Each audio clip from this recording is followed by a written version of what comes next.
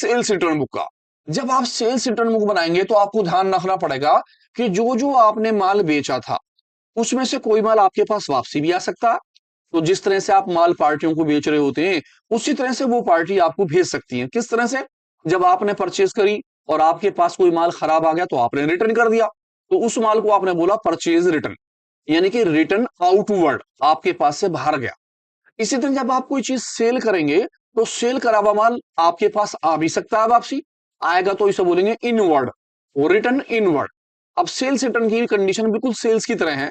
Column हमारे किस तरह से बनेंगे? पहला कॉलम डेट का बनेगा, जैसे हम उसमें डेट का कॉलम बनाते थे। देन सेकंड कॉलम होगा पर्टिकुलर का, जो जो ट्रांजेक्शन होंगे आप एज इट इज वहां दिखाएंगे।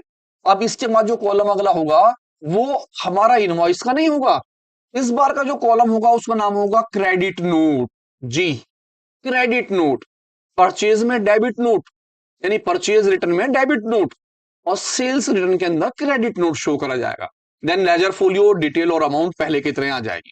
इसी तरह से आप करेंगे, अगर किसी का नाम देखा होगा पार्टी का, उसका नाम ऊपर लिखेंगे, जो जो उसने ट्रांजेक्शन करी वो ट्रांजेक्शन करके उनकी अमाउंट यहां आ जाएंगी।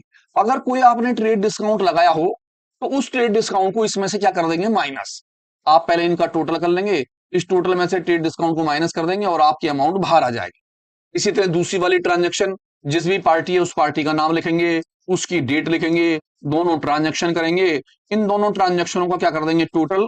अगर कोई ट्रेड डिस्काउंट दे रखा होगा क्वेश्चन में तो आप ट्रेड डिस्काउंट को क्या कर देंगे? माइनस, और दब उसकी अमाउंट बाहर दिखा देंगे, और दोनों चीजों का क्या कर देंगे? टोटल, एज इट इज, जैसे पहले करते थे। बस ध्यान आपको यह रखना है कि सेल्स रिटर्न में सेल्स रिटर्न की चीजें आनी है। तो एक क्वेश्चन